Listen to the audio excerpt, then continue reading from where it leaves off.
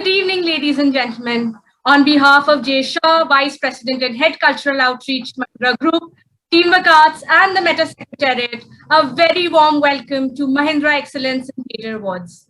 We've had a wonderful season of meaningful theatre and many conversations around it. Meta 2021 has been special, unique, and much needed. Theatre helps us make sense of our reality and connects the dots in our minds. This season of Meta had your back, and in turn, we savored the love you showed it.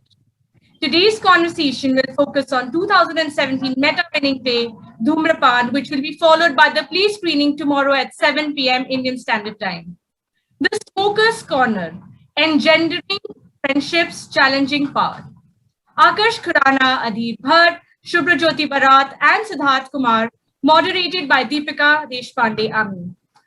Power, politics, and perceptions in the workplace play out in all offices across the world.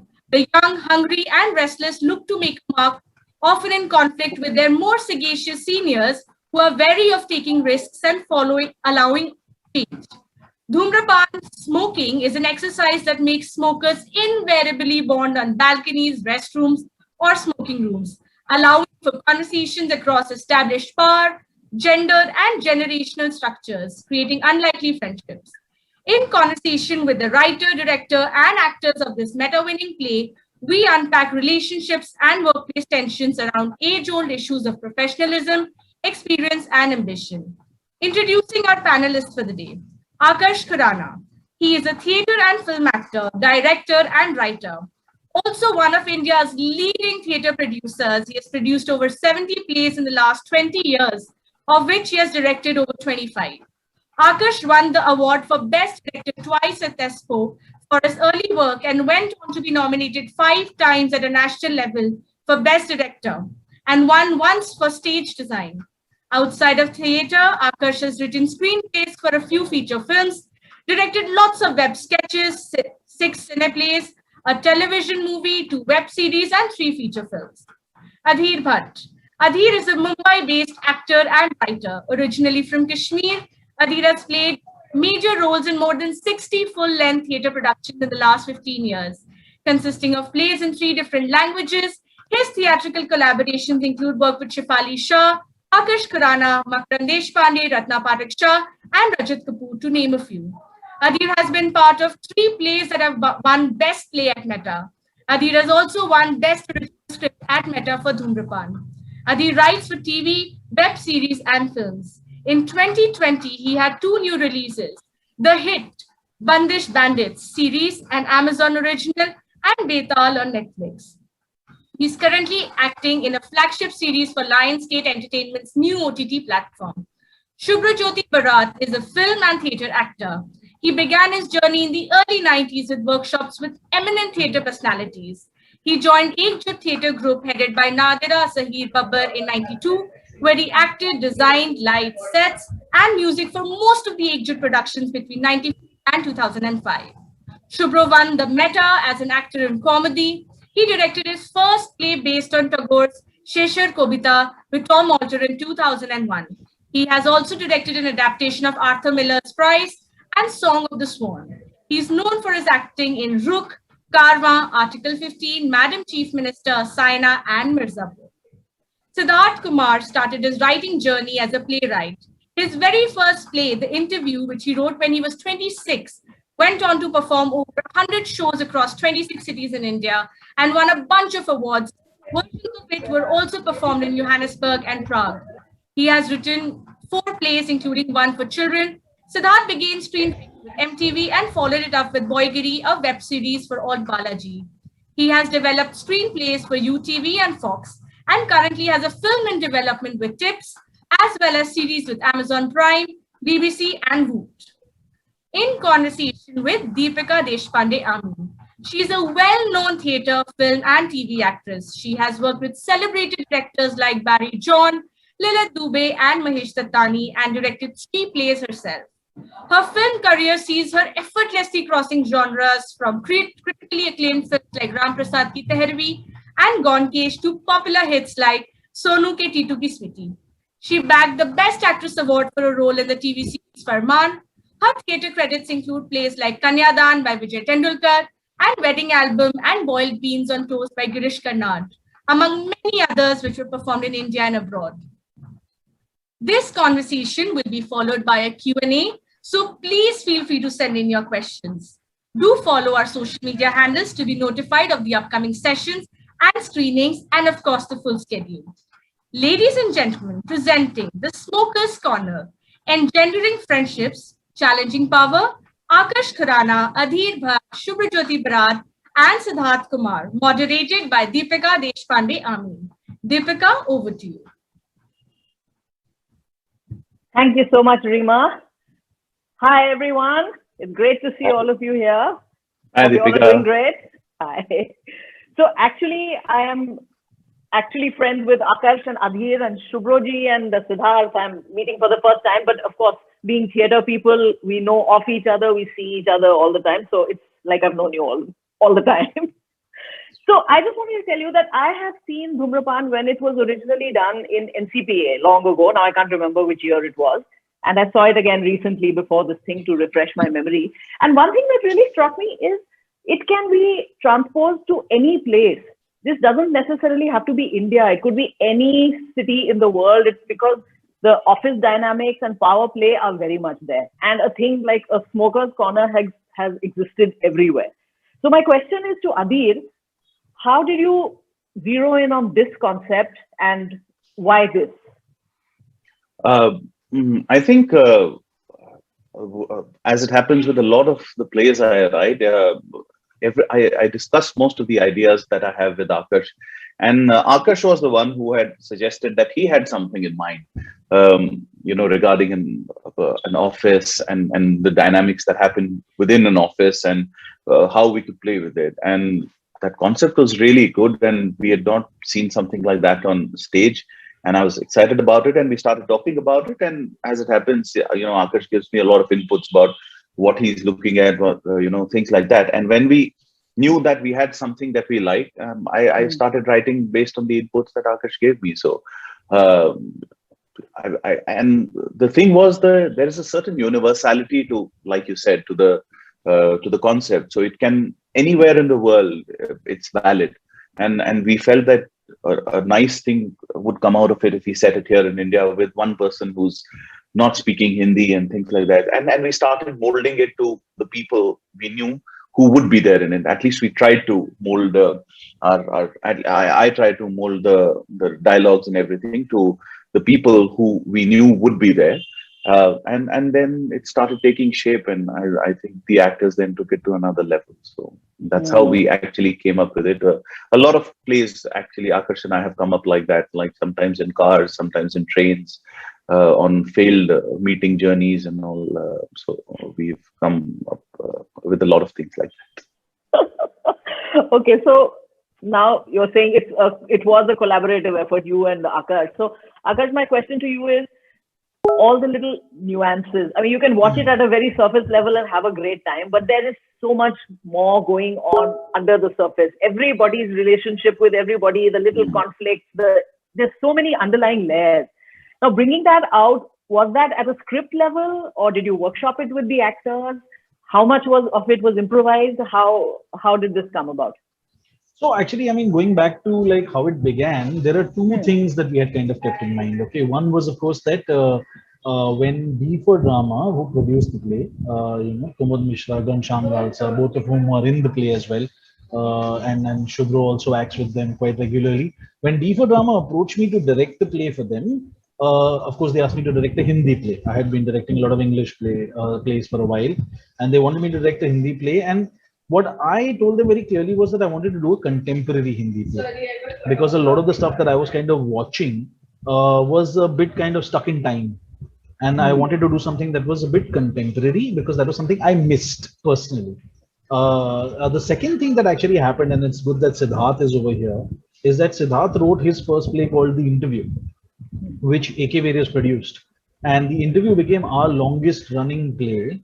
It was actually a very, like, it's again about, it's a corporate satire at the end of the day. But what we realized with The Interview is that The Interview actually performed in over 25 cities in India, including places where no English theater had ever happened before.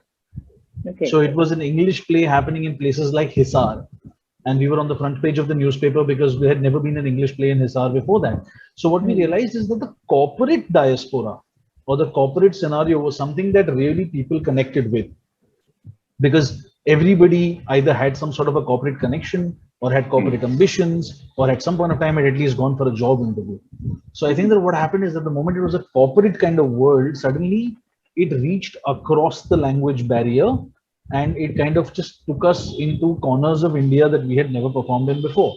So for me, it kind of felt like the perfect marriage to take like a corporate environment, do a Hindi play, which automatically kind of makes it contemporary, in that setup, gets its relatability in. And as for the smoking room aspect of it, it's actually something that's a story that I tell quite often, which is that I was actually at Delhi airport, and I was, watching the smoking room over there, and there were it was filled with just men. There were only men in that smoking room, and they were talking to each other and smoking and being loud, and someone was on the phone having a conversation really loudly, and at one point of time, a woman walked in, and that room went completely silent. And she stood there, she lit her cigarette, she smoked her cigarette, everything went mute. People looked at her for really long, the phone call became much softer, and there was this awkwardness that happened. She stood there, finished her cigarette, walked out, and the levels went up again. It was just, so it was almost like there was this lull that happened in their world when this woman walked in. That moment became the seed for Dhumrapaan, and that moment is in the play. That a woman walks in, and that's exact. So that's the moment. So I called up Adhir really excited, saying, I have a scene that I want to do. and we have to build a play around this. And I want it to be in a corporate world because I know it will kind of work out. It has to be a Hindi play because D for Drama is just producing and has asked. And another thing that I spoke about was that when I spoke to Kumar about it, I was like, I want you to be in it. I want Shubhro to be in it. I'm very sure that I want you all to be in it.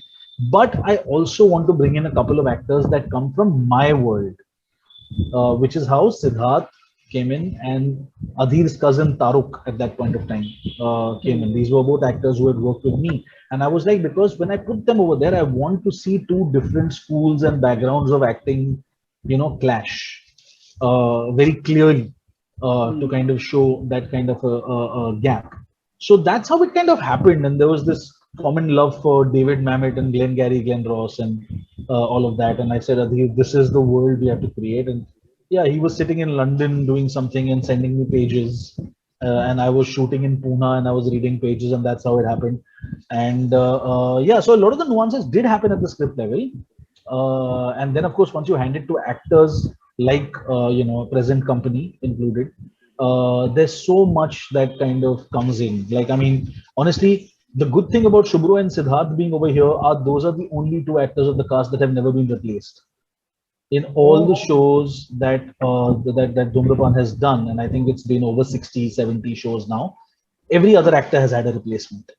But if Shubhro doesn't have a date, or if Siddharth doesn't have a date, the show cannot go on.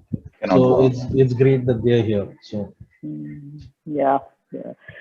Well, actually, my next question is to Shubhroji. So you represent the older generation. So ये generation gap है, ये तो बहुत ही obvious है सब में. And we see कि एक तरफ इतना experience है और दूसरी तरफ वो judge हो रहे हैं क्योंकि वो smartphone भी नहीं use कर सकते. और actually ये हम really देखते हैं life में. Like you may have a very senior general manager and all, and he won't be able to send an email. The young kids in his office will be doing that for him, तो इसके लिए आपने मतलब क्या background research या जो भी आपका थॉट प्रोसेस क्या था इसके पीछे? Actually, it's very common to, as you're saying, it's very common to see such people all around us. I remember there was a time when I was doing only theater, and that was the time when just to supplement my income, I used to assemble computers. Okay. What happened in the process is that I became tech savvy. Otherwise, I think I would have been in that bracket as well. Not being able to send emails through because I have seen people challenging me technologically in terms of people who don't know me and matlab, have known me very casually and saying, ki, "Arey, we have to move these this much emails. I have got hundreds of emails in my Outlook and I have to move it somewhere and save it." And they think that this guy does theater, so he doesn't know anything about it. And it is just as well, I mean, most of us don't, but I happen to know that. So I know how to do it, and most efficiently how to do it. And I take a lot of pride in knowing that. But having said all this, the point is that it is true that our generation, in fact, my generation, they have lost a lot of patience by the time when your children are growing up and your children are young now and they are very tech savvy, then you just want to give the phone to your child and say, "Ki, just install this application now for me." Even you don't really want to do it because you just don't have the patience to do it, to delve into something which you perceive as new. So I have seen people like that. I'm exposed to a lot of people like that. And also, I think what struck me about the character that I play is his complete lack of any agenda, even in his professional life. I think that was so great about this. He was in a corporate environment where everybody has an agenda. Everybody wants to move forward. He just wants to reach that last finishing line where he's supposed to be retiring. Yeah, the 3 months. 3 months. And he doesn't want he doesn't want to create any ripples in the water. He just wants to be there and just finish these 3 months and just go away. And he's not able to do that. He's not allowed to do that. He's not allowed to finish those 3 months uneventfully. Which basically is the tragedy of the whole play. I believe Adhir and Akarsh, of course, are more qualified to talk about that. But to my mind, it's a tragic story, very humorously told. So to my mind, it is this tragedy of this man who tries to, he doesn't want to do anything.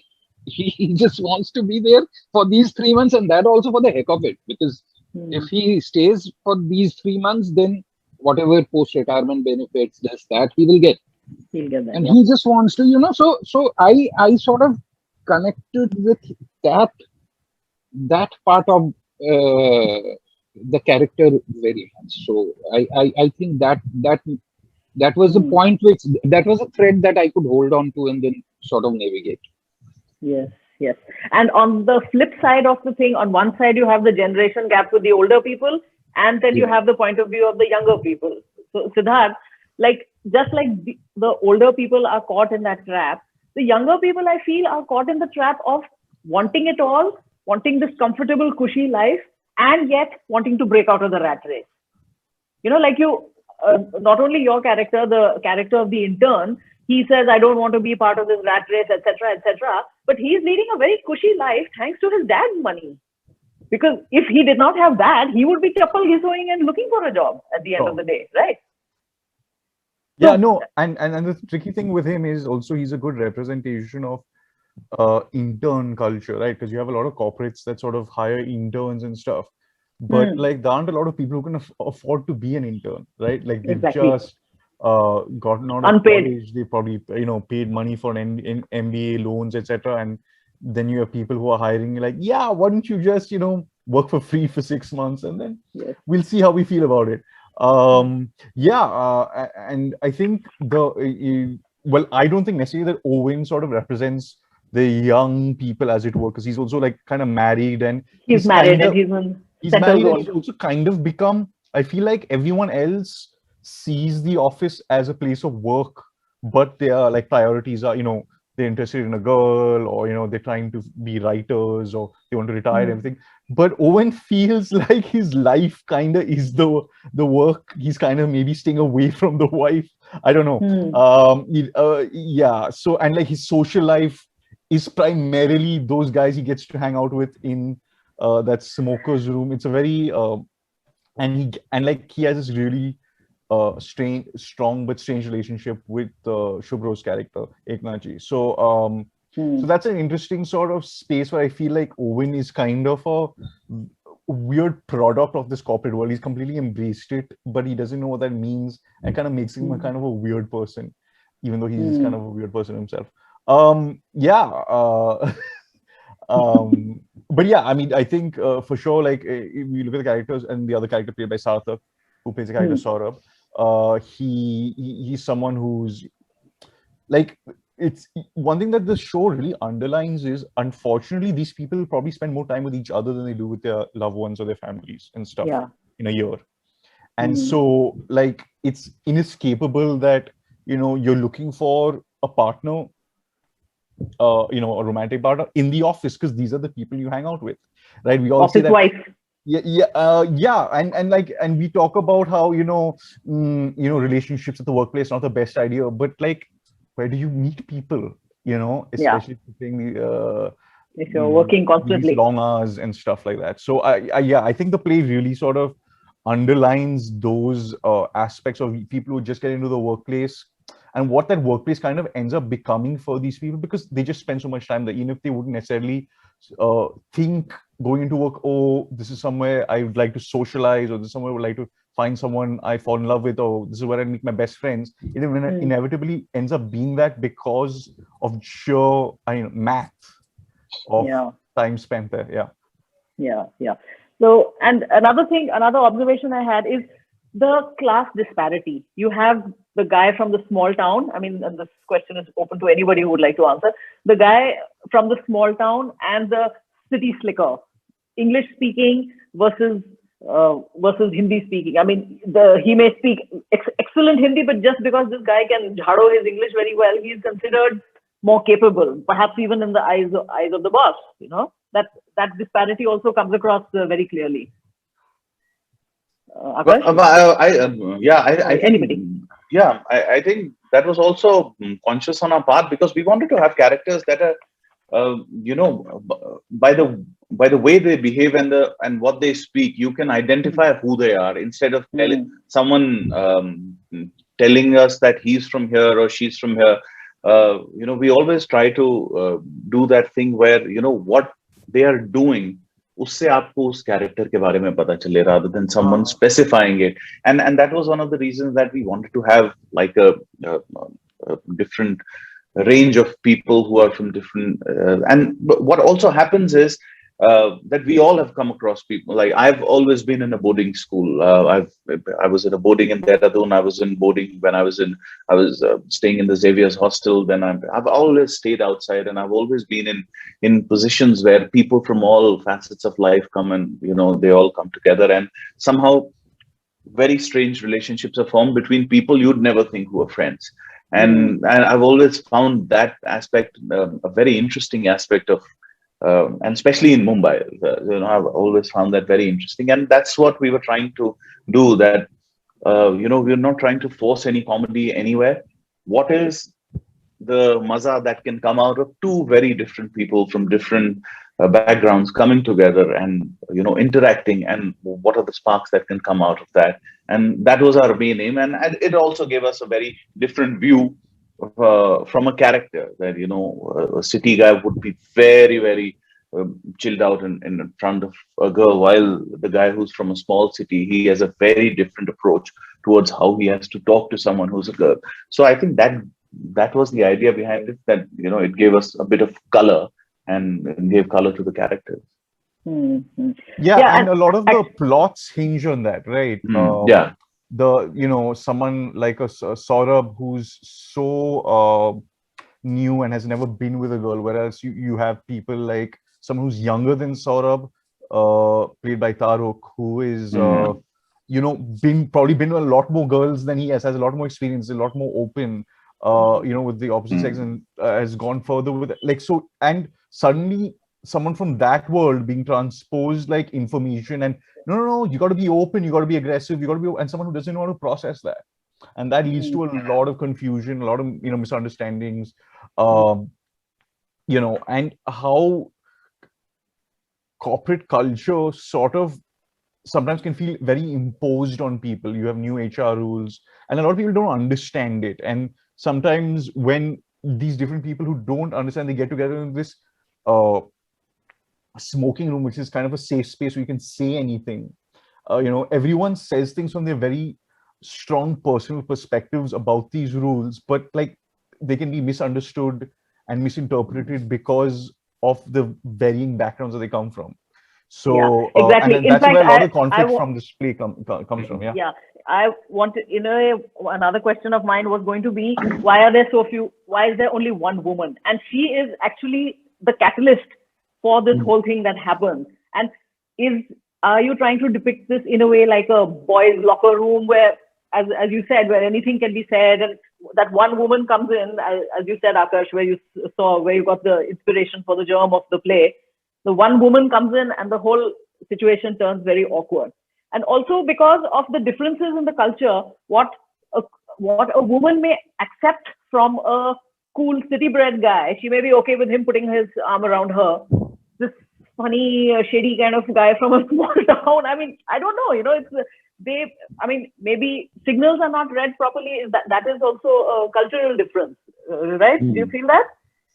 Yeah, see, I think that, it was a very obvious choice to go all male with it. And the thing is that, these questions did come up about how, and in today's day and age, these questions come up a lot more about how, this is a chauvinistic, play, or it's a sexist play.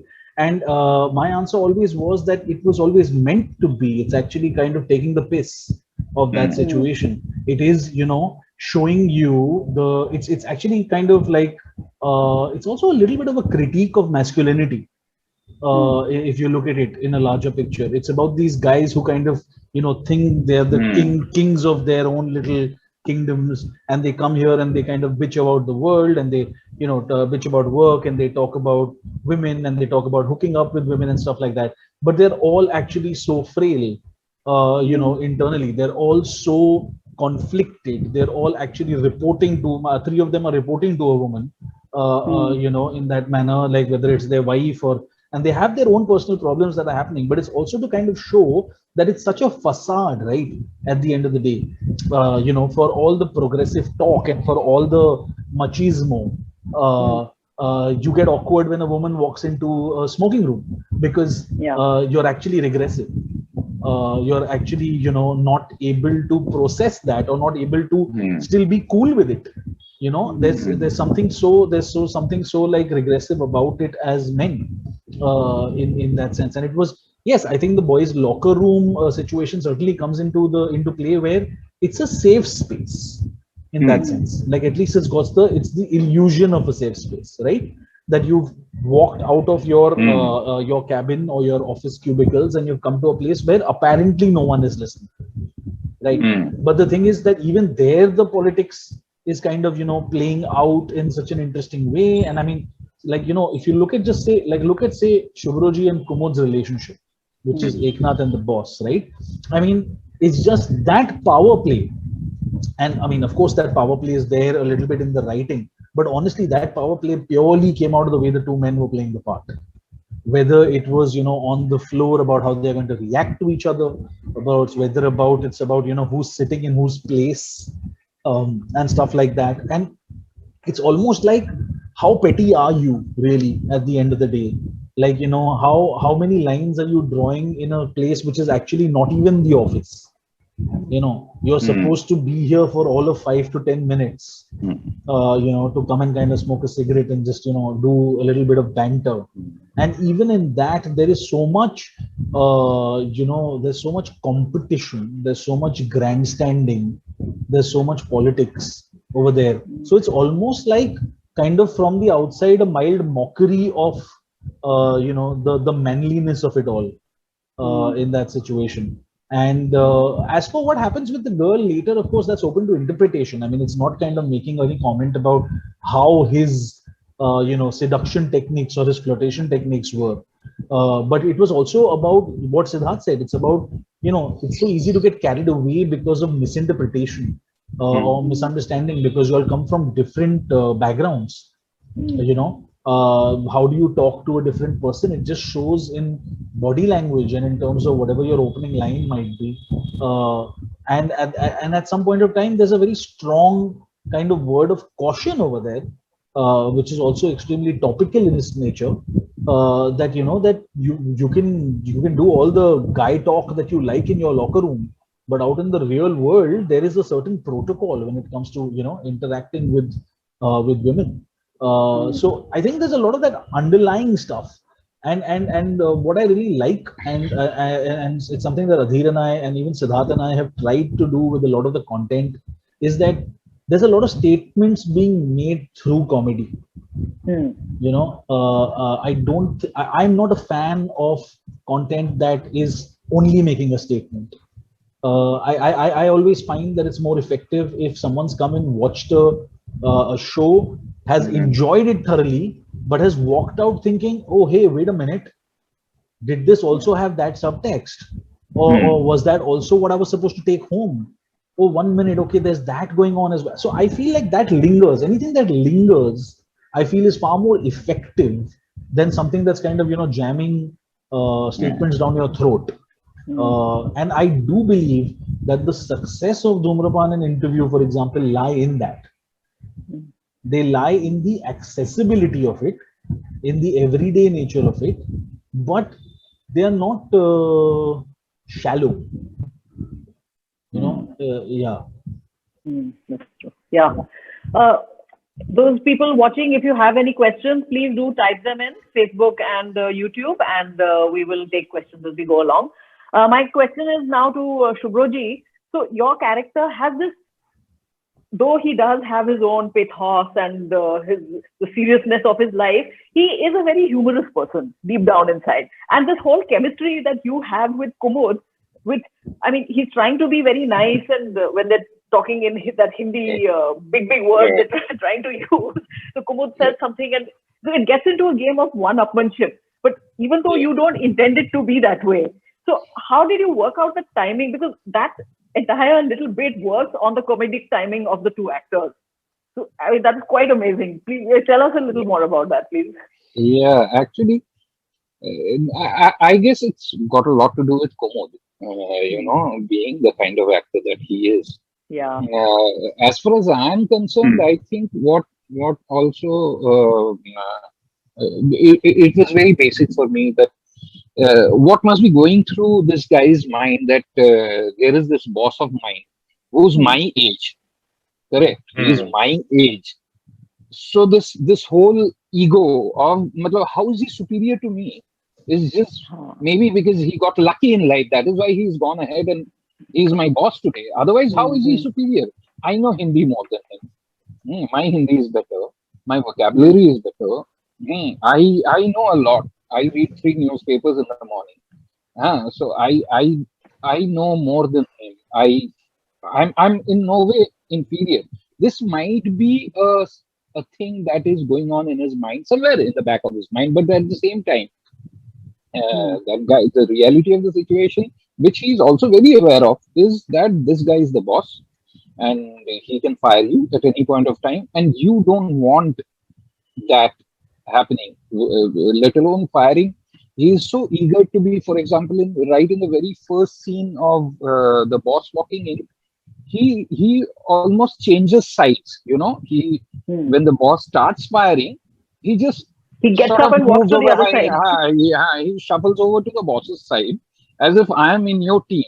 These are the guys who are making mistakes and they need a firing, and I am in your team, so I am not. So he's to that extent, and these are the guys he hangs out with every day. So to that extent, he's very aware of this thing, but at the same time, somewhere in his mind, he's also competitive in a very, very minuscule sort of a way. He's not a competitive person overtly, but he is. So that sort of sets him off on that whole Hindi ye or wo, and we sort of extended it during the improvisational stage of it. It was already there in the script, and it was a very nice moment. So both me and Kumar, we thought we will just extend it a little bit. Now we do monkey around with that scene a little too much sometimes for our directors' comfort, but we do that. I mean, to their credit, I think the good thing about that scene is it's very two actors who have the experience that they have, really taking the temperature of the audience. And I mean, there have been times when that scene's gone by really quickly, and there have been times where that scene is a production in itself. But the reaction's always strong because they know, they gauge the audience wants that moment to linger a little longer. They want that conversation. They could keep watching that conversation for the rest of the evening. So yeah. Yeah. Another observation I wanted to make, Adhir, and about your Siddharth's character, is how one techie guy can literally hold the whole office to ransom, because that entire thing revolves, really nobody actually knows what goes on in the computer and this whole tech software that is going on. So one geeky fellow can pretty much bring the entire structure down. Yeah, and that actually that comes from real life as well, because Akarsh and I have both been part of corporate structures where we have interacted with different people, seen these hierarchies and dynamics, and seen that there are usually these people who just know everything about this machine that you are supposed to know everything about, but you have no idea. And if what if that person was not good or ethical or things like that, and what if, even if they are ethical, they're pushed to a certain point where they do something that can create havoc. So that is the thing we're playing with, because it's very interesting. Also, we wrote that character completely with Sid in mind, with Siddharth in mind, because we've worked with each other for a very long time. We all know each other outside work as well, so we know how he behaves, and what would really push the character even more in terms of what he's doing, what he's scared of, how he'll say this, and we thought that was a very interesting character, that when everyone thinks that they are the ones who are in charge of everything, there's this one guy unassumingly who can really alter the power structure there, and that's what we were trying to play with. And like that figure, because even I've had like 6 months working in a corporate office, and that figure is even more relevant now, because like you think about how we all deal with our devices, like we all have a cell phone and we pick our apps to our own heart's content, right? We don't like this app, we find 15 others on on the web, on the Play Store, whatever it is. You go to a corporate office, that's the computer you have. Okay, these are the software you're allowed to use. You want to use like Zoom for web, like a web call or something? No, our office only uses Chime, so you will use Chime. Like there are these strict rules. Why can't I use this better browser? Why do I have to use my email on this? Because that's what it's so restrictive. These are the people, like literally you have to beg them, please, like check my computer, repair it so it runs faster. When you have your own laptop, that probably works much better, but you can't, like, it just suddenly feels very dictatorial and controlling from what you used to in normal life. And just for a corporate space, it also feels very like this is not efficient. Why is it like this? But on a different note, can I just add that what happens in this particular play also is the fact that apart from Sid's character, everybody else comes across as sales guys, they're all sales people, and of course I'm generalizing here and I'm not trying to bitch out anybody, but salespeople, even if you are a theater person and go for a soft skill training to a corporate setup, you will understand that the mid-level management, or they all, by the time you have got, say, about 7 years to 10 years of experience in sales, uh, they start judging you when you start speaking to them. That is their first reaction, because they all by that time have convinced themselves that they are the God's gift to mankind. That's the nature of sales. I hope no sales guys are watching. I know. No, I mean, That will motivate them to watch the play. Yeah, actually, they should watch it, because it sort of shows a mirror to the sales guys, I guess. I mean, the sales guys that work for Meta that's supposed to promote this play, Shubhro, I don't think they're really like. I saw I saw 3 people leave.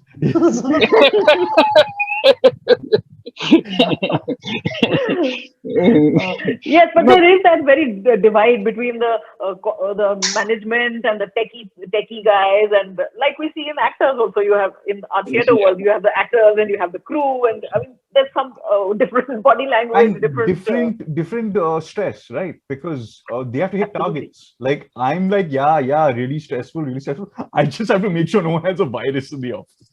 Whereas these guys, they're like, they have ultimatums, like, so it's a very different reality for them. Yes, that's true. Yeah, and like Shubhrajyot's character has not met his targets. He's not brought in any new clients for a very long time.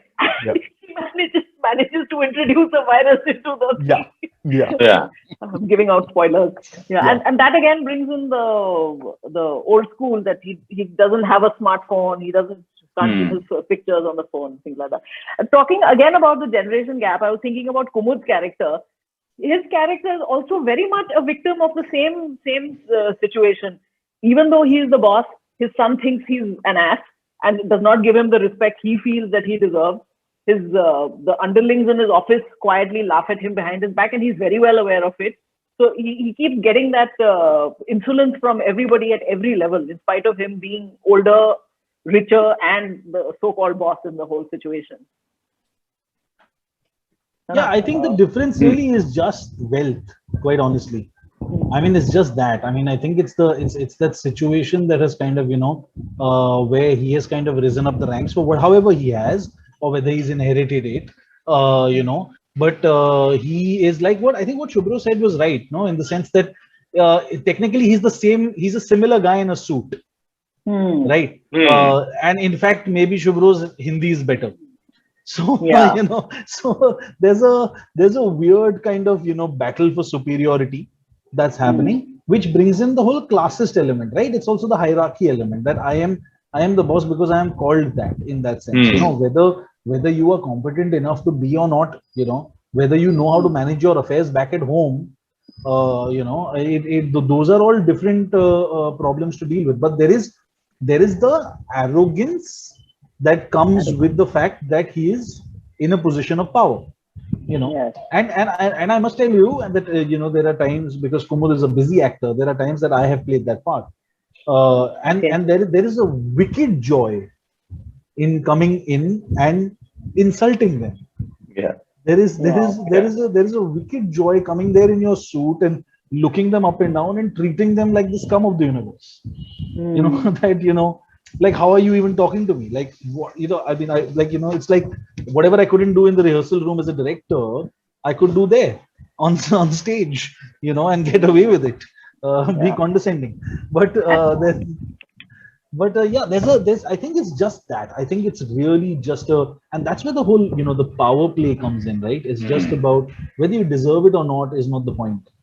The point is just that you are in that position. So in a way also, sorry, go ahead, sorry. No, I'm done. No, in a way, the smoking room is a great equalizer, because everybody who has this bad habit, and also my next question related to that is, how relevant is it now that smoking is considered so bad? But everybody has this dirty habit for where they have to go into this little cubby hole and hang out with people who are not of their status, with the scum of the earth, as you said, and puff in a very guilty manner, and then scurry away. Yeah, absolutely. See, and the thing is, it can go both ways. Like for example, all of us over here, for example, have been like at shoots, right? And when you have a no smoking kind of set, then in those breaks everybody kind of steps out and has that little, and that's actually the place where, say, your actor is talking to an AD and is talking to, you know, somebody, and actually perhaps getting to then know their names, you know, and you're actually basically, you know, sharing your lighters and stuff like that. Now hopefully people won't be sharing cigarettes anymore, because of the current scenario, but the point is that, you know, that's where you're also forming your opinions, right? And then you're forming the opinion that this guy is a freeloader and he always comes and bombs my cigarettes. Yes. Okay, which is something from Sid's life. But but the point is that, yeah, it is a great leveler, and I think that graph is very clear in the Eknath and you know, Kumud's characters journey, where beyond a point, I think the one person who understands that there is status quo is Shubhroji's character, because the way that he tackles him, say in the last scene, without giving too much away, is that right? He's understanding that, boss, we are right now on a level playing field. And guess what? Today I am a guest. I've got a hazelnut cappuccino. Yeah. That's the thing. Now we are at the same level. We are peers. So that's the you know, like we say, theater is a great leveler. Yes, smoking is a great leveler, because you're right. Everybody has to step out into that little area, and you're right. Very often it's not the nicest or cleanest place. I mean, it's usually a stairwell with pan thuk, you know. So and you could be in the most expensive suit, but you're there. So you're right. I mean, and I think that that's also such a that also certainly makes it such a great kind of, you know, melting pot, which is why I was so enamored by it as a location. You know, to kind of do that. And we spoke about. You know, Adhir and I spoke about, it's basically, and if you look at it, it's 1 week in the life of these people. It's basically Monday to Friday. Monday, Tuesday, as told by that time. Yeah, so it's okay. Monday to We Friday, have some questions. We have some questions. Shreya Ishani asks, do you think friendships change as one moves up the career ladder? Only Shubhro can answer that. So he's the one who's moved the furthest higher. Now that you're on Amazon Prime shows, have you stopped being friends with people, Shubhro? No, then Deepika ji should answer that question. No, but I think everything changes. I think everything changes with everything. For example, when I was a schoolboy, it was a different relationship. This thing that I had with people, and then when I started doing theatre in my late teens and early 20s, I think it was a different dynamics in terms of relationships. And but theatre people, I believe, are slightly special in that area, that they still have that whole community feeling. So their relationships sort of get to survive slightly beyond their position in the profession. That's very true. You know, which is not the case with I guess most of the other people in other professions, especially corporate. As Akash was saying, as you were discussing earlier, it's essentially a very coercive atmosphere, no, in a professional this thing. So in that I don't know. I guess the relationships do change a lot, and because of the hierarchical nature of the profession. In theater, not so much, but even if you look at movies and the entertainment industry in general, relationships change. I'll just end with I'll just with one which I found interesting. That is why I'll just narrate this. I was doing this very small role in what Indian actors get anyway in British movies and Hollywood movies. So I was doing a typically very small role in one of the British movies. The reason I took that role up was that all my scenes were with Dame Judi Dench.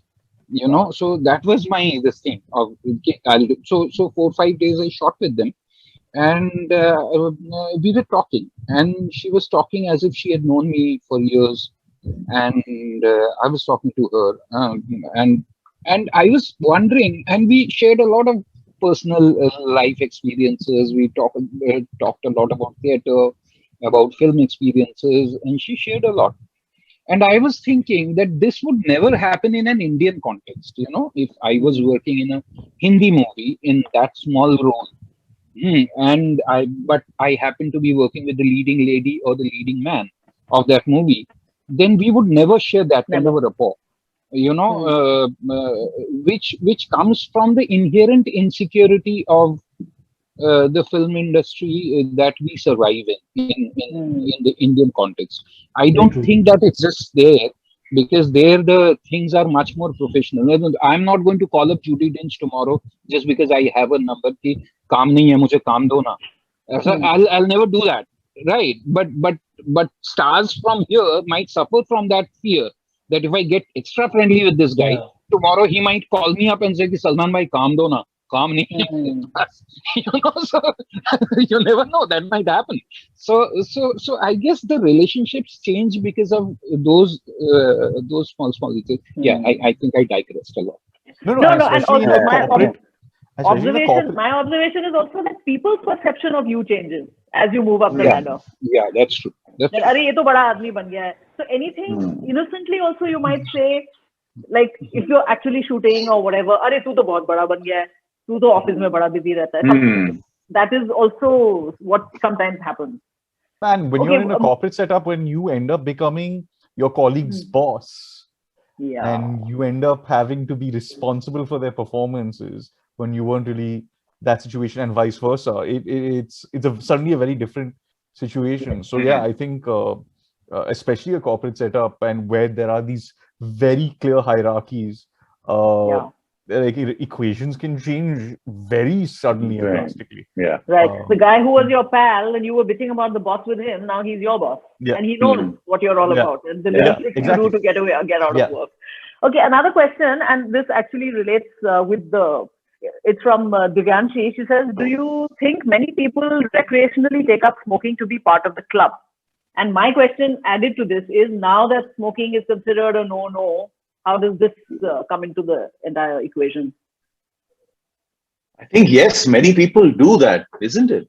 I've come across many people who smoke just so that they can be a part of the group, and because they've seen the boss going out and the other team members going out with them, and they're feeling left out, they're feeling there's an opportunity over there which they're not a part of or they don't know about, and just to be a part of that group or to have a further opportunity in the time coming ahead, you take up this thing. And I think this again comes from the insecurity that one has in such a setup, because these setups also promote that kind of insecurity, that you have to operate at a certain level, otherwise you're not worth being there. So whatever needs to be done as an employee, whether it's working extra hours or whether it's being a part of that smoking group which has your boss in, I think people do take those extreme steps and become a part of these groups. And smoking, I don't think smoking has ever been as like you say, it's not a good thing now, but I felt it's always been that. But there have always been people who have that certain group who go out and smoke, and now it's just more restrictive everywhere. Yes, especially in the theater, it's a very strong cultural thing. I've never been part of a play, I don't think, where there's been a strong, but like, okay, smoke break. That's the first thing. It's not like, oh, can I go to the loo? Can we break now for the scene? I want to go to the loo. It's like, can we go have a cigarette right now? And I really don't like, I don't smoke outside social situations, right? It's just, okay, everyone's smoking, everyone's having a chat, I'll just join and take a drag. Hence the character Owen, who never has his own cigarettes, he's always taking drags from everyone else. That was very clearly taken from my personal habits. But is any of us over here still smoking? I have never ever smoked. Can you imagine? I've been in a theater group all my life and I've never smoked. But I was an addicted passive smoker. Can you imagine? There was a time when I was feeling something, I want something, and I'm like, what do I want? Do I want chai? What do I want? Wow. Someone near me lit up a cigarette, and I deeply inhaled. I said, oh, shit. I've never heard of that. It's amazing. Oh, wow. No, happened to me. It's very clearly for me also, like, so I have now not smoked in about 4 months. But it's a very strong association thing, quite honestly. Like even in the theater, for example, like that chai and sutta situation is Yes. a situation, and it's not, and there it's not to fit in. Hmm. There it is because it is generally recreational. Yeah. It Yeah. is that moment where we're going to Yeah. let our hair down. We're going to come out of that Yeah. rehearsal room. We're all going to light up and we're all going to chat.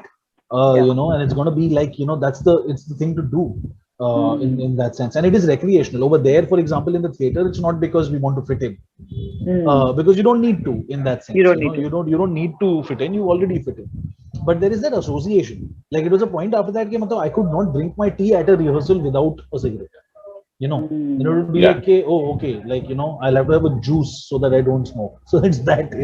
It's a weird kind of Yeah. situation there. Yeah.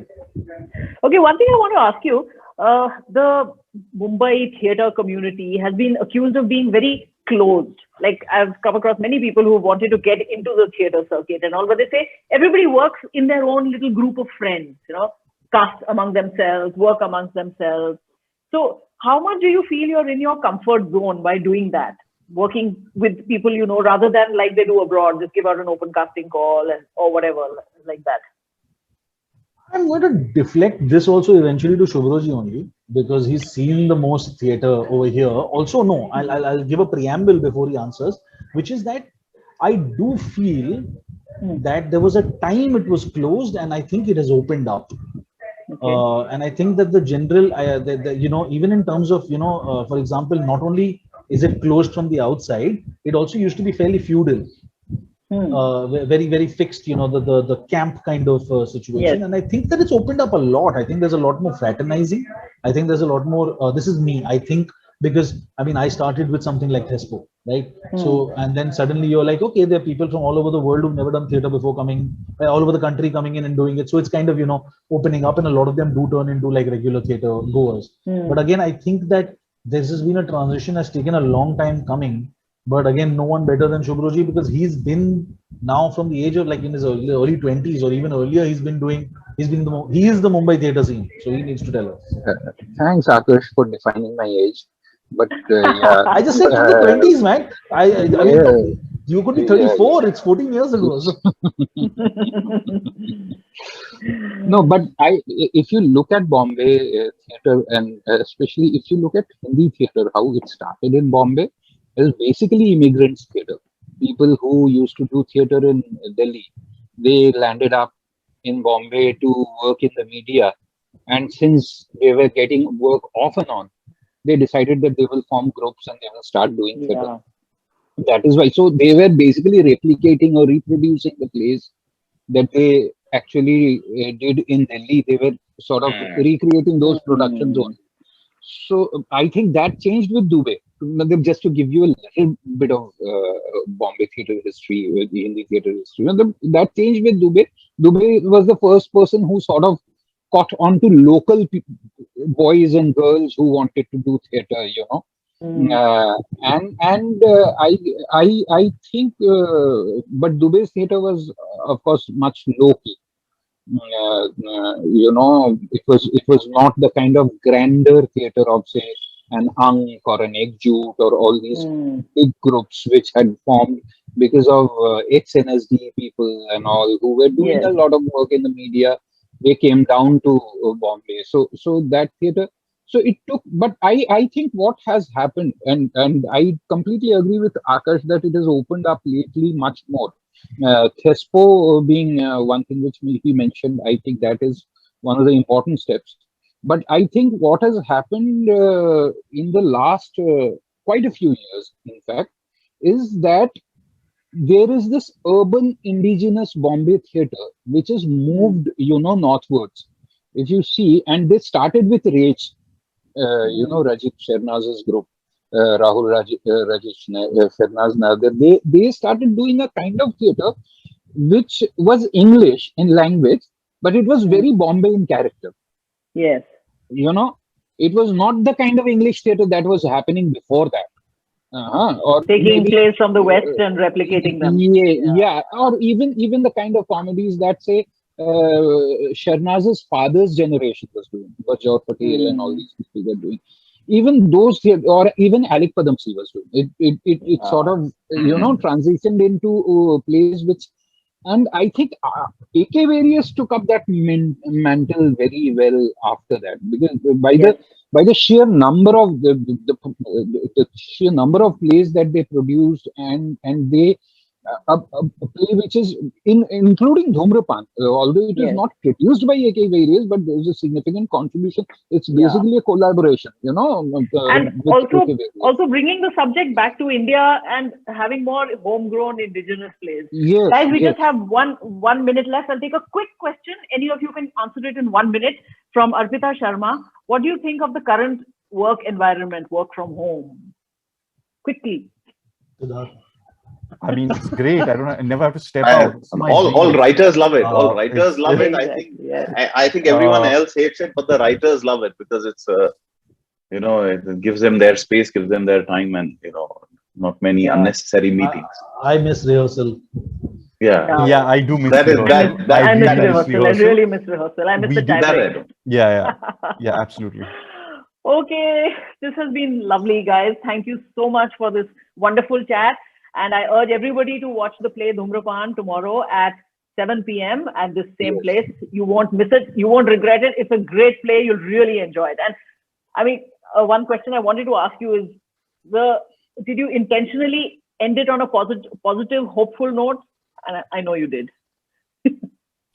Of course, because there's always hope. Yes. Yeah. Okay, so thanks so much, everybody. We have to wrap this up now as we're out of time. Over to you, Rima. Thank you so much. Thank you, all of you. Thank you, Akarsh, Adhir, Shubhrajyoti, and Siddharth. Such an incredible session. Thank you, Deepika. You were amazing as always. Once again, we would like to thank Mahindras for their unstinted support for arts. And thank you all for watching and being a great audience. Hope this session sparked your curiosity to watch the play tomorrow. I've seen it personally, and I have to say you cannot miss this one. Do subscribe to your YouTube channel and press the bell icon to get the notifications of the upcoming plays and live conversations. All these conversations will be available to view on our Facebook and YouTube channel.